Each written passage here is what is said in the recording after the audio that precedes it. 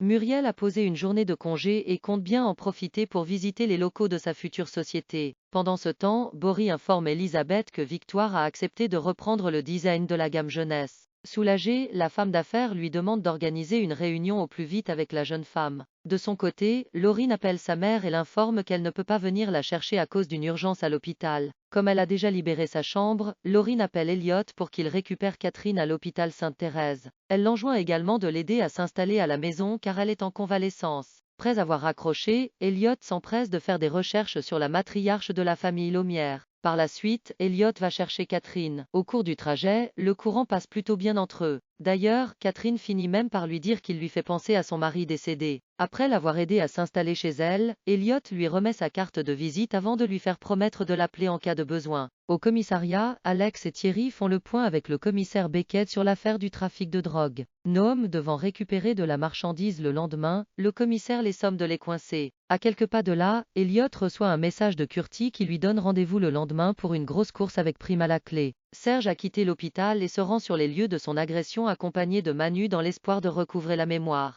Apeuré, l'avocat finit par faire un léger malaise. C'est à ce moment-là que les souvenirs refont surface. Ce jour-là, Serge marchait dans la forêt lorsqu'il est tombé nez à nez avec un sanglier. Paniqué, il a sorti son fusil puis tiré mais la balle ne l'a pas touché. Serge a alors reculé mais a malheureusement trébuché. En tombant, il s'est alors cogné la tête sur le sol avant que le sanglier ne le percute au niveau du thorax. Plus tard, Lionel Ribaud débarque à la ferme et présente ses excuses à Ludo et Elodie. En effet, le directeur de la Fédération des chasseurs vient d'apprendre que c'est un sanglier qui est responsable des blessures de Serge Levard. De son côté, Tom est convoqué au commissariat. Après lui avoir dit que l'enquête était désormais terminée, Manu lui conseille vivement d'arrêter les bêtises. Et le policier insiste, il ne veut plus jamais le voir dans son bureau. Pendant ce temps, Ludo appelle Alix et lui dit qu'il a décidé d'arrêter les femmes. Bien entendu, Alix se moque de lui. Après avoir raccroché, Ludo aperçoit une femme blessée assise sur le bord de la route et va à sa rencontre.